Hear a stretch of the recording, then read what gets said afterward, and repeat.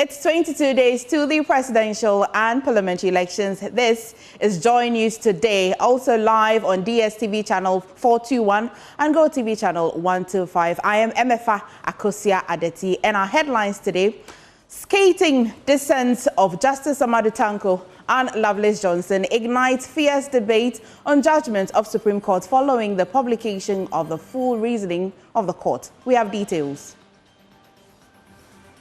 More reactions continue to come in the following of the release of the full ruling by the Supreme Court that described Speaker of Parliament's declaration as unconstitutional. We'll hear from Speaker's lawyer Thaddeus Sori and NPP's MP Eko Asifua. Ministry of Education commences full investigation into allegations of distribution of expired rice to senior high schools, calling for criminal prosecution of perpetrators. We'll also hit the campaign trail for updates as John Mahama promises year-round irrigation and boreholes to revive cocoa farming.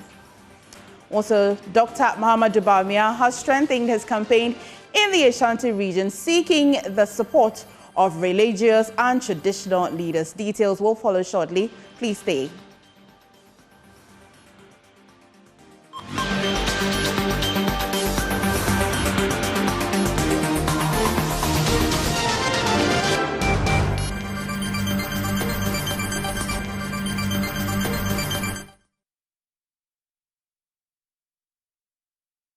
In our first story, the Ministry of Education says it is investigating the alleged distribution of expired rice to senior high schools. This follows a request by North Tong NP Samuel Okudzeto-Ablakwa for a probe into the allegation that a company named Lamems Africa Limited had repackaged 22,000 bags of the expired rice, which has allegedly been consumed by students in senior high schools.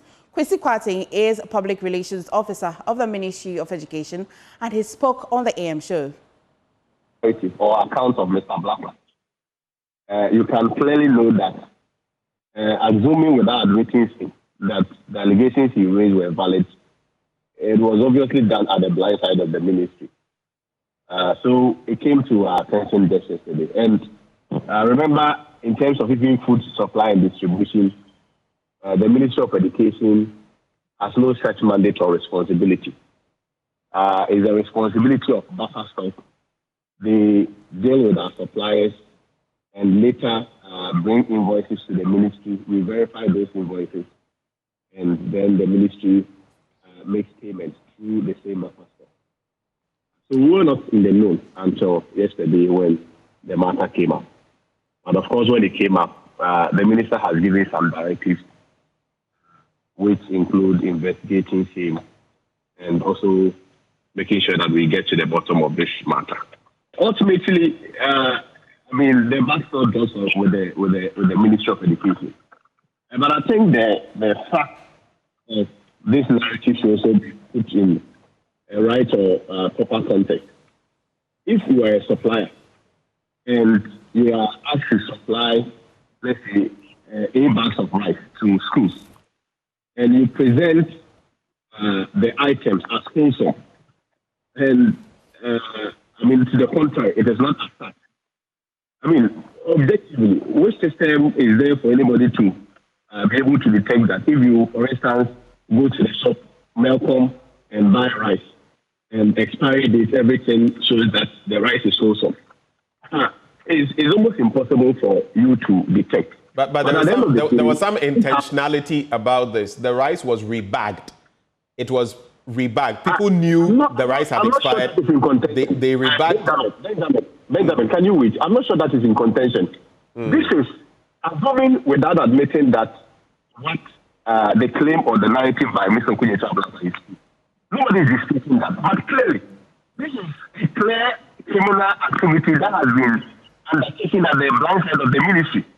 If you go and sit in your room as a supplier, together with, say, a staff of buffer stock, and repackage rice and distribute to schools as also, the matron sitting there obviously will not know that this is a repackaged rice. So let us also not debate on the fact. There is a clear sense of Now, still on education, the Ghana National Association of Private Schools and the Ghana National Council of Private Schools are calling for an end to government's 30% priority placement system. They say this denies private school students admission to top public senior high schools. Obinfo Nana Kwesi Jantwa is Executive Director of Ghana National Council of Private Schools, and he spoke to Faustin Asafo on News Desk. We have already alluded to the fact that the activities of private education in Ghana is not an illegal activity. It's a legal activity that has a constitutional backing to that effect. And more specifically, the Article 25, Clause 2 actually put a responsibility and legal obligation on the individual who set up a school, because it reads that anyone has the right to set up a school with a view of maintaining such institution. So we believe that if we have been very adherent to the law and has really been able to maintain our schools and positive outcomes has been emerged, it does not warrant for any punishment for that. We are not the custodian of educational resources to be provided to the public schools. As citizens in Ghana, what we are demanded of is to pay our taxes, and then institutions that are mandated, such as Ministry of Education, uses such revenues to provide adequate resources for any other activity that the country engage upon. So for the ministry to justify this approach on the mere basis that they have not been able to provide educational resources to the public education community, and for that matter, their effort is not completed if they have not, they don't give them 30% allocation. We see it as a misplaced, decision, and for that matter, it must be taken out from the context. Well, there is a reaction to this from Executive Director, Institute for Education Studies, Dr. Peter Anti. I think that we need to know the rationale for the introduction of that 30%. All the conversations that I've heard and been privy to seems to suggest that it's supposed to be a mechanism to ensure that most of the students in the public schools get access to the best schools, the category A schools, because technically it seems that their performance would not give them that opportunity. And most of these schools are dominated by private schools. So that seems to be the rationale. But I think that in doing that, there should have been a broader consultation among the various stakeholders so that a clear understanding of how that 30% would be operationalized would have come to there. But I also note, as I agree with you in terms of the timing, because this issue has been at the forefront for some time now. I was thinking that the private schools have had a lot of engagement with the relevant authorities. I was thinking that would have, started this teaching long before the release of the school placement, so that by the time that process maybe would finish whatever it is that they have to give, we would have known the direction, and hence people who will benefit from it would be in private school the final years in private school this year. But unfortunately, they have now started. It means that any benefit, in case it happens, would be for those who would leave junior high school in the coming year. I really think so I will say about this, because for me, that 30% beats the principle of equity in terms of, because the placement we are told is done based on merit. So if that's what is supposed to be the case, why do you give special dispensation to public school candidates because you feel that they might not perform, or the private schools will outperform them? So it will be an interesting case to to know what the outcome will be. Well, let's go to the Upper East region, where its regional town of Bawku remains engulfed in chaos as violent clashes continue to escalate, leaving at least 3 people dead this week, despite a 12-hour curfew imposed to curb the unrest. This brings to 26 the number of people killed in the renewed conflict. The 12-hour curfew, which restricts movement from 6 p.m. to 6 a.m., was intended to reduce the likelihood of nighttime confrontations. But the violence persists even during the day. Let's speak to Albert Sorry for more. Albert, after a week of deadly clashes, is there being a bit of calm today? And what is the security situation over there? Yes, so there's a bit of calm this afternoon. There were reports of more sporadic gunshots at dawn today. But this afternoon, things have been calm, except to say that there are some areas where businesses cannot open, particularly in the areas where more of the fighting is occurring. We are told that schools within these areas are closed. Also, the ADB and Ghana commercial banks are closed as of today. And, a number of private businesses also cannot open because of fears of for the lives of the people who operate around these particular areas.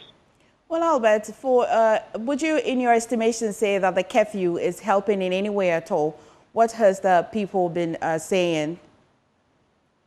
The residents don't feel safe even during the curfew hours because it appears that more of the gunfire occurs at night. It's been like this for many years since the conflict resurged. Normally, during the night is when a lot of the residents hear the fighting and the sounds of gunshots in the atmosphere. So a lot of the residents keep asking why that is, because if you have a curfew in place and security personnel in place to ensure that everyone is indoors, how come that people are able to still in the cover of the night shoot and sometimes even kill people and burn houses? So these are the questions that the residents of Bawku keep asking when we speak to them. And so you'd say that for this morning, the situation has remained or gone back to calm? Yes, we haven't heard of any incidents since morning today. But as I said, many people are keeping indoors and a lot of businesses cannot open because of fears for the lives of people. Thank you so much, Albert Sorry. He is our Upper East Region correspondent. Now let's bring you some election-related stories.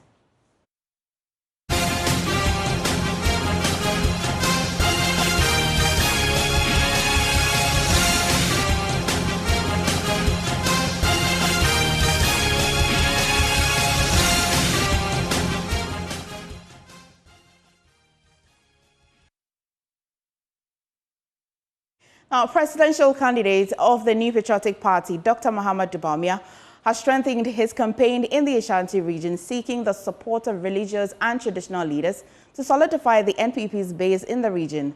Dr. Bawku, who is on a 15-day tour of the region, has been touring the various constituencies, meeting with various stakeholders to seek support for the NPP in the upcoming presidential and parliamentary elections. Nana Bwachiyadom joins us with more updates. Nana, good afternoon. And what has the Vice President been up to this morning? Well, MFR, today happens to be day 11 of the Vice President's 15-day tour in the Ashanti region. And just as you mentioned earlier, his tour its focus has been on the party's base, which is the grassroots in the Ashanti region. He has been having various engagements with stakeholders, including the clergy, traditional authorities, and the Islamic community.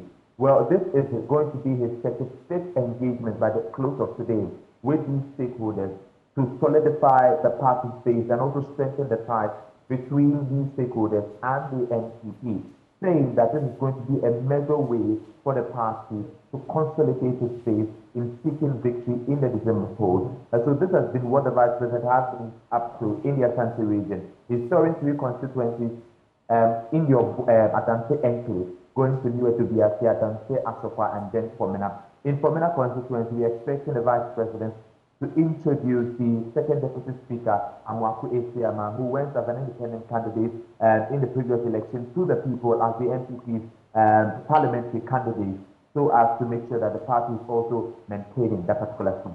That's really interesting. Let's go back to the 47 constituencies he's hoping to cover during this 14-day tour. Does the engagement, did you mention 36 or 37, does that amount to the constituencies he has visited so far, which will mean that he has only 10 more constituencies? Exactly, MFA. He has had a 35th engagement with the stakeholders. And mainly, these stakeholder engagements does not really lie on the various constituencies that he goes into. Some of them come out of the blue. And so this is going to be a 35th engagement. When he's done with all the 47 constituencies, we are expecting him to do a little over 48 or 49 stakeholders engagements. And that is the estimation for now, because some of them come out of the blue. But he's been doing this just to strengthen the party's base in the Ashanti region, and is expected to do so in the Pomona constituency, Adansia constituency, and then the new Edobiasi constituency by the close of today. Let's stay in Pomona for a while, considering the fact that Amadu is quite a special case, from the NPP to independent candidate, and now going back to the MPP. What has been the reaction so far among the residents?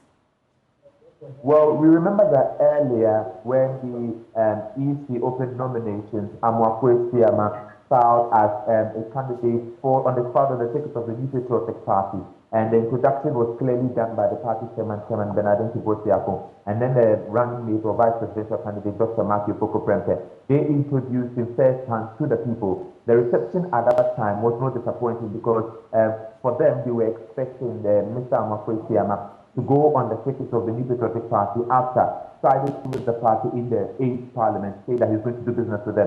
So it didn't come as a surprise to the residents. They have received it with so much joy, hoping that this time around he's going fully on the ticket of the NPP and there won't be any controversy whatsoever. All right. Thank you so much, Nana Bwashi. Definitely will touch base with you during the election brief. But let's go to Maxwell. But before that, presidential candidate of the opposition New Democratic Congress, John Mahama, has announced plans to implement a year-round irrigation system for cocoa farmers in cocoa-growing areas as part of his agenda to revive the sector. Speaking during his tour of the Western North region, he explained that boreholes with water storage facilities will be constructed in cocoa farms area, provided consistent water supply as well. Maxwell, good afternoon, and I haven't heard your voice on the phone in a while. Please bring me an update. Yes, so the NDC presidential candidate has been touring the Western North region. Key amongst the things that he has been talking about is the issue of roads in the Western North region. He talked about how important the region is to the production of cocoa in Ghana. And he says that all the hard work that the cocoa farmers in the Western North region are putting into planting cocoa, it will be counterproductive if government does not spend resources on the roads there, in the region. So he criticized the government's highly publicized Year of Roads initiatives. He says that it has not really addressed the situation on the ground. He says he's traveled to 13 regions, and everywhere that he's been to, the chiefs and the people are complaining about the road networks. He says every year the government talks about Year of Roads, but really on the ground, there's not much to show for what the NPP-led administration has been talking about. So he has been promising the people that if an NDC government is elected in December, they would ensure that they prioritize all the cocoa roads to make it easy, for the carting of cocoa from those areas to other parts of the country. He has also been talking about setting up a cocoa processing factory in the Western North region. He says this would add value to the cocoa that is being produced and would also employ more people in the region. Key among the things he has been talking about, also the message he's been sending across also in this region, is the issue of the drilling of boreholes on the farms of the cocoa farmers. He says that climate change and other things, he has actually accused the NPP government of destroying most of Ghana's forest cover. And he says this has affected the production of cocoa. He says in the Harmattan season, the situation gets very severe. such that it is difficult for cocoa farmers to even get water to water their seedlings. So he's saying that if a future NDC government comes into power, it will drill boreholes on the farms of the cocoa producers, and he says that it would also provide storage facilities that would make it easy for the people, to water their crops, to irrigate their farms, even during difficult times when they do not have water. Okay, Maxwell, do we know where the presidential candidates will be going next? As it stands now, we are not too clear. It has not been officially made known where he'll be heading towards. But we know that within this week, in the next 48 hours, he should be back on the road again, campaigning. Okay. Thank you so much, Maxwell. Now, moving on. A member of the panel of judges which decided the Afenyo-Markin case on the interpretation of Article 97, Clause 1 and G and H, Justice Amadu Tanko has cut through the judgment of his colleagues, describing it as an aberration of the known rules of the Supreme Court. The Apex Court, in a 5-2 decision on Tuesday, affirmed the suit filed by Majority Leader Alexander Afenyo-Markin and made declarations on the appropriate scenarios that will lead to an MP vacating his seat. Justice Amadu Tanko, who dissented together with Justice Lovelace Johnson, says he hopes the judgment of the majority of the court is reversed in the future. Member of our legal affairs, Dex Kweku Ashanti, has been going over the reasoning, and I've been pondering over it and will be bringing us details. The man who makes it very simple for me, Kweku. Let me understand. Let's go to the dissent first of all. Yeah. What were his reasons for dissenting? So you look at Amadu Tanko JSC, and he did not mince words. And let me quote him. He says, "I do not hasten to proclaim that I have apprehended with despair the majority's conclusion in this suit, but I state with utmost deference to the Honorable Chief Justice and the majority brethren in this case. Not only do I fundamentally disagree with their conclusion, I, with all due respect, also find the decision an aberration to the established and accepted judicial position of this court, which, with profound respect, I hope in no distant future, will be reversed." And that is Amadu Tanko. Amadu Tanko says, this is a matter under Article 99 of the Constitution, which he believes must go first to the High Court. And if, by virtue of Article 131, there's a matter of interpretation, the High Court is mandated to stop proceedings and refer the matter to the Supreme Court.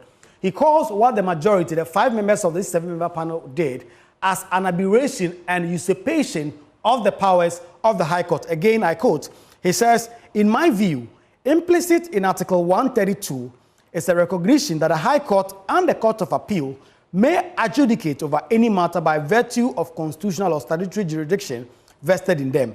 The present dispute, which invites this court to determine whether the seat of the members of parliament affected by the Speaker's pronouncement have become vacant, is vested in the High Court and not at all in this court," he means the Supreme Court, "by any canon of interpretation.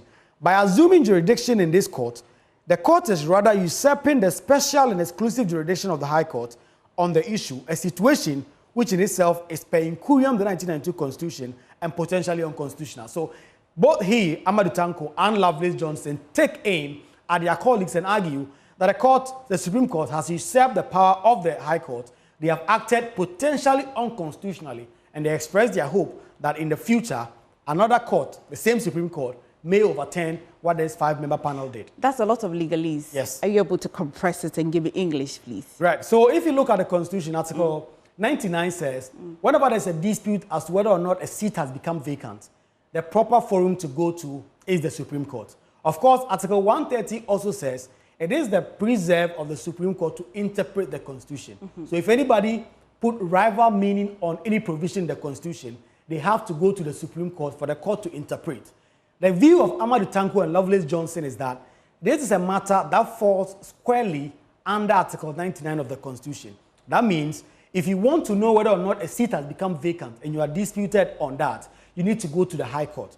There may be matters of interpretation embedded in the case, but despite that, that must first go to the High Court.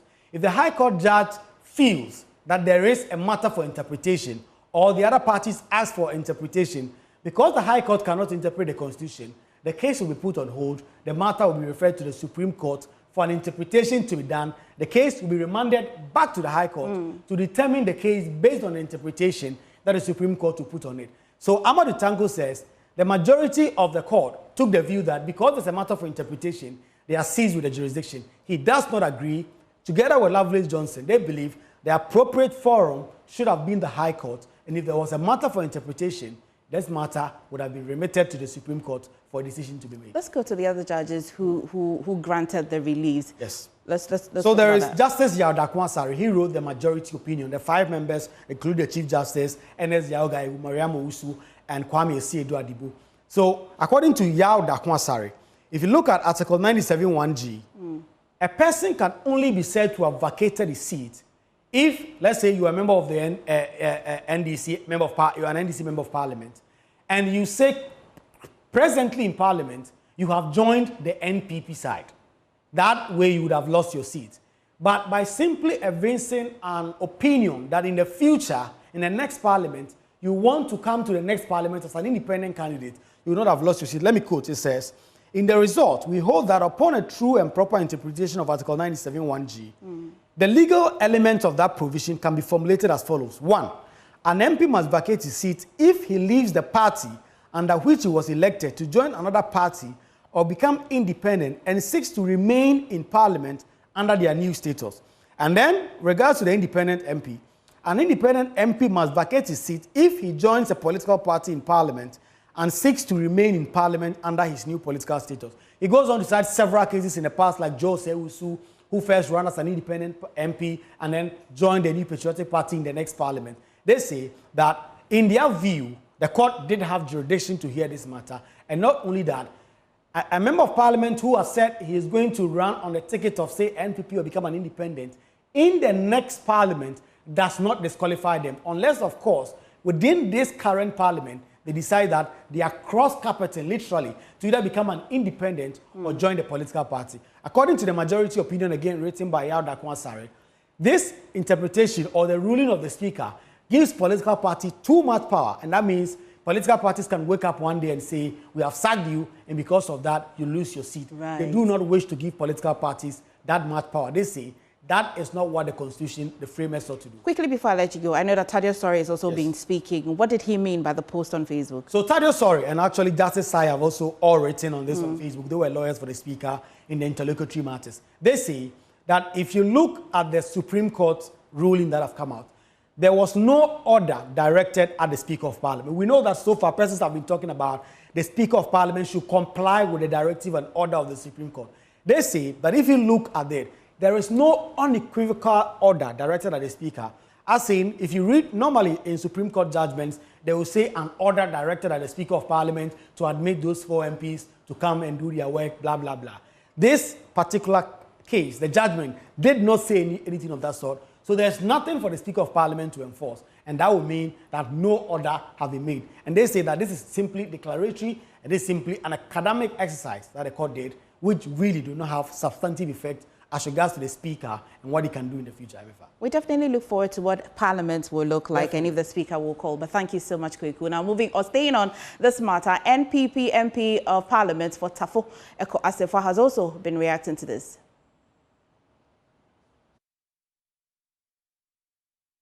I can simply say that this is legal pretense. Legal pretense in the extent that the absence of an order will not make a declaration a white elephant. Put differently, the fact that the Supreme Court did not give an order does not mean that the declaration therein is ineffective. One thing that we should know is that if you remember the Abu Ramadan case, when the Electoral Commission at the time felt that there were no consequential orders that was directed strictly at the Electoral Commission, and for that matter, the Electoral Commission failed to act. The plaintiffs went to court again, and the Supreme Court proceeded to direct the Electoral Commission. So in effect, even if Thaddeus Story, as the lawyer to the Speaker of Parliament, advises his client that in the judgment, there was no order that was directed at him, and for that matter, should not act. Well, moving away, let's take you to Good Park of the Accra Mall now, where we'll bring you updates of the Joy Prime Made in Ghana Fair. Joy Prime's Michelle Lejikum will join us shortly. Hi, Michelle.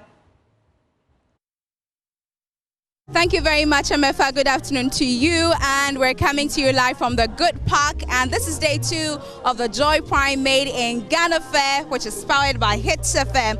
Now, the morning seemed a bit slow, but because of the rain last night. But I mean, this afternoon we're seeing a couple of people come in to see the fantastic products, made in Ghana products that have been displayed right here, and you can see that some people are beginning to make sales. But let's speak to Jats Couture here. Now, she is into bead making and of course let's say fashion and all.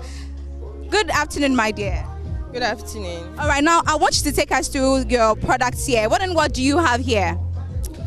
This Jats Couture is a home of quality authentic beads. So we have ranging from waist beads, we have bracelets, we have necklace, we have shirts, we have rings, everything made in Ghana, made by us in Ghana. Okay, and how affordable are these products you have here? They are very, very, very affordable because we do them ourselves and it's affordable. We do wholesale as well. Okay. Thank you for speaking with us and all the best. And so there's New Age Agric Solutions here. Now they also produce EVV rice. There's also a Swish fragrance. So from food to drinks to perfumes, everything you can think of is right here. Here's Tree Life as well. And Glow Scents, Glow Cosmetics. Now let me get closer and speak to my lady. Let me come close. Okay, oh no, I want you rather to come closer to me. Oh, here's fine. All right, so you tell me a bit about your products. Okay, this Glow Cosmetics, we are a skincare-based company. Our products are made from natural, plant-based, everything, What do I even say? You took me by surprise.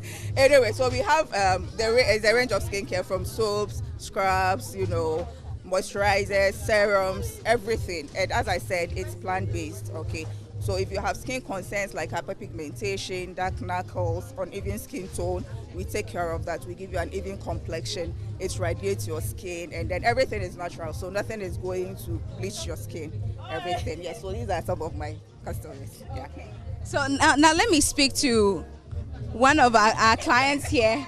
Oh, my darling, come closer and talk to me. Don't run away. Yes.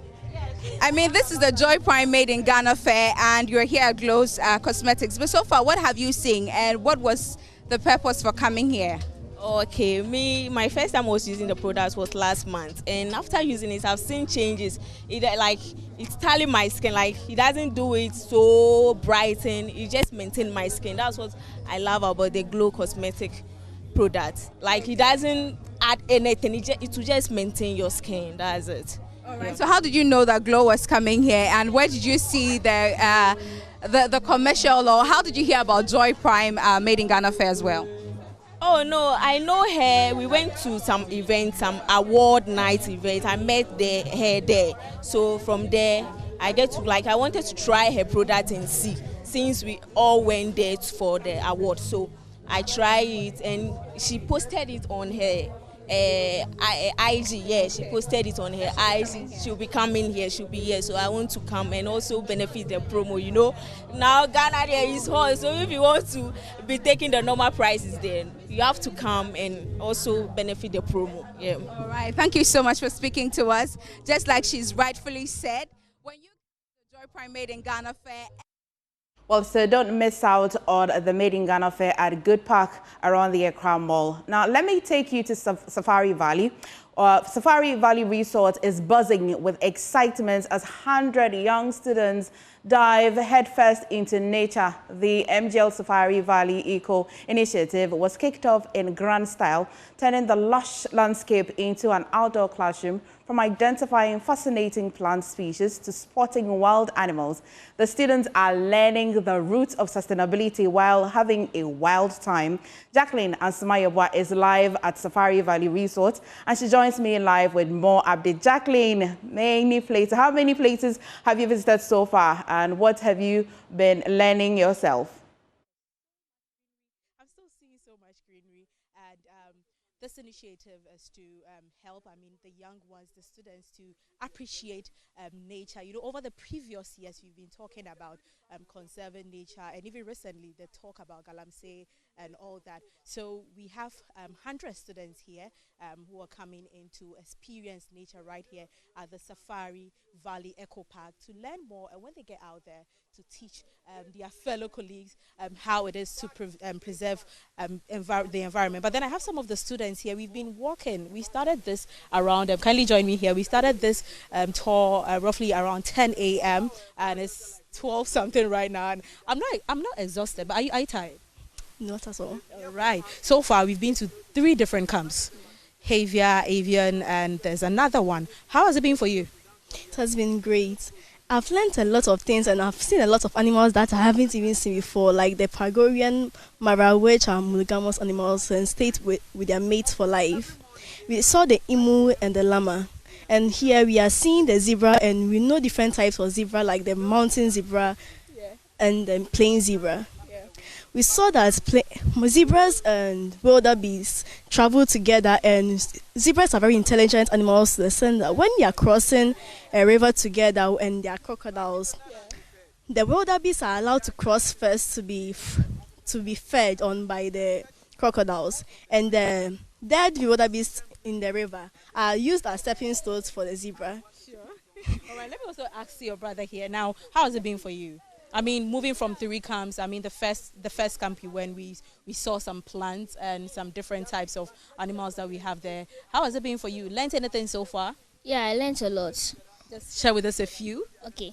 Well, I learned about this plant. It's called a euphorbia plant. It's red, and it's beautiful. Sometimes it also reminds like a type of plant which is also called the crown of tears. It's similar, but the crown of tears has no flowers, but the euphorbia has flowers. And the animals too, I learned about this chicken. I learned about a China chicken, which only has black bones and black meat. Well, I learned that meat is good for incubating.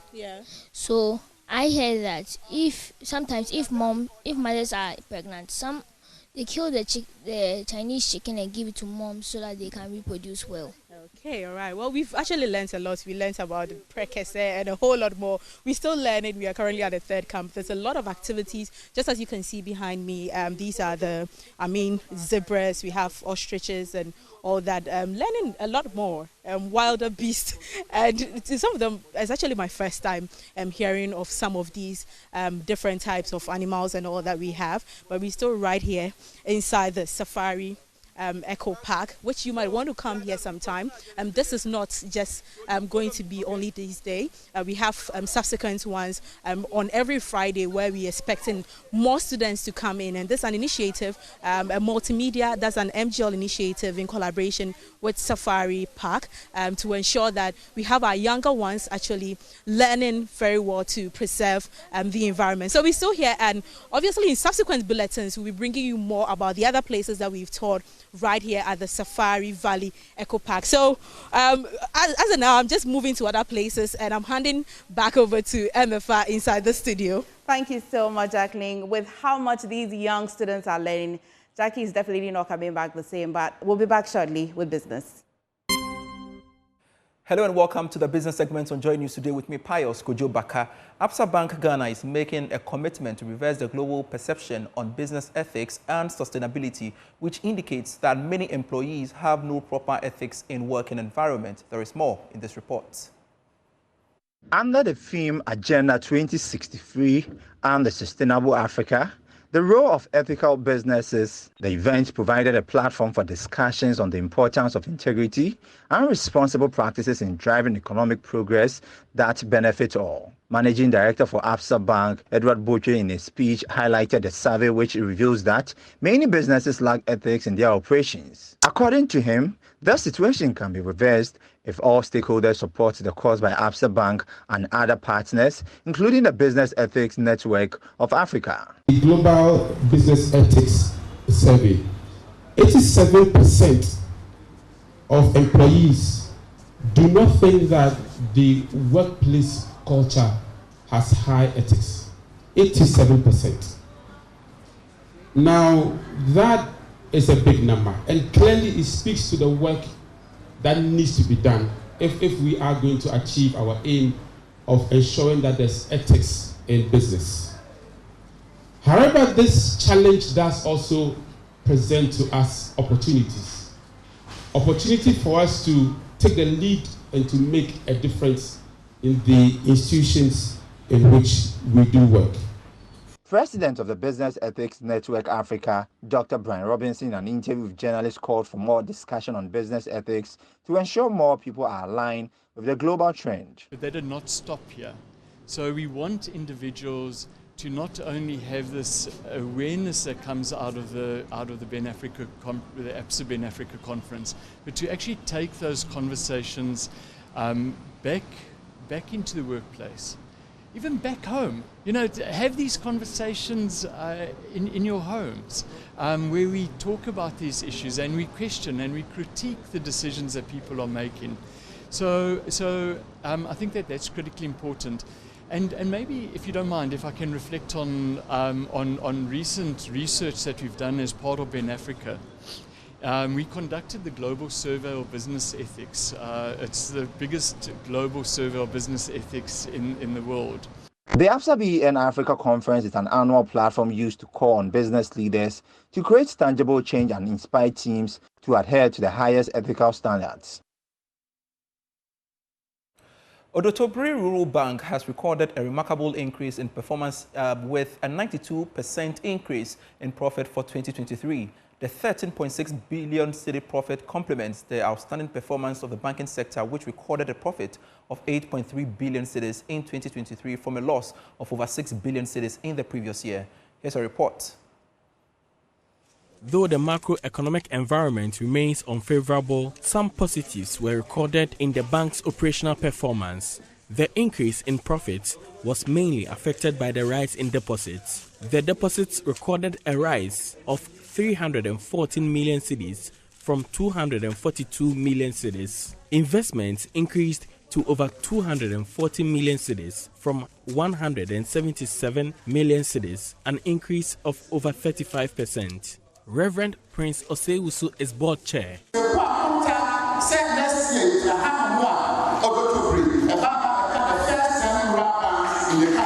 I have a strong conviction that the bank will make the list of first 10 rural banks next year. We have improved very much. Both advances and total assets improved significantly to 56 million cedis and 357 million cedis respectively. Based on the performance, an amount of over 1.3 million cedis, representing 15% of profit, has been devoted for payment of dividends to shareholders. The Odotobri Rural Bank invested 191,000 cedis into corporate social responsibility.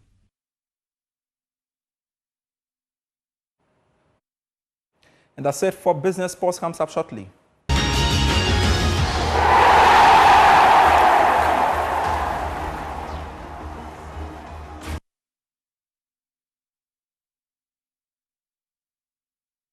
Time now to bring you sports here on JoyNews Today with me, Muftau Nabila Abdullah Ghana's. Mikel Antonio, West Ham United striker, has been speaking to Joy Sports, and he's called on Mohamed Kudus to keep calm and be resilient if he wants to succeed in the Premier League. According to him, despite the red card that Mohamed Kudus received against Spurs, he believes that the player will come back stronger. He's unbelievable. The guy some of the tricks he does in training, some of the tricks he does in games, it's just, you can't get the ball off him. And the thing is, you know what he's going to do because you train with him week in, week out. You see him do it to other people and you're like, he's not going to do it to me. And then he does it to you. And then he does it to you. And you're like, Mo. Like the little one where he keeps like flicking the ball over you, little tricks, little dinks and stuff like that, little chops. Mo is quality, like very quality player, still young. So he's got a lot of football ahead of him and a very exciting future ahead of him. You have been at West Ham United for 10 years. What are some of the tips you think he needs to succeed at West Ham? Some of the tips is to be resilient. One thing with West Ham fans, they are I see some West Ham United fans here. They are relentless. Relentless. They are not forgiving. No, that's a lie. They are forgiving, but they get onto you very quickly. So it's being able to deal with the pressure of the fans because they expect a lot from you. But even though they expect a lot, they appreciate the minimum side of things. Yeah, it's quite crazy. So when you're the bottom of the league, they'll turn out, they'll sing for you and stuff like that. When you're at the top of the league, you lose 2 on the bounce, they're booing you.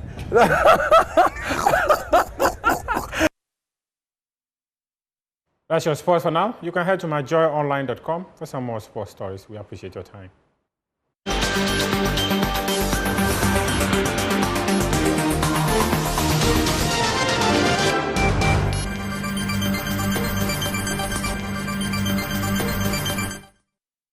Well, this is how we wrap up the bulletin for today with me, MFA Akosia Adeti. For more news, however, please log on to myjoyonline.com. Many thanks for watching. Bye-bye.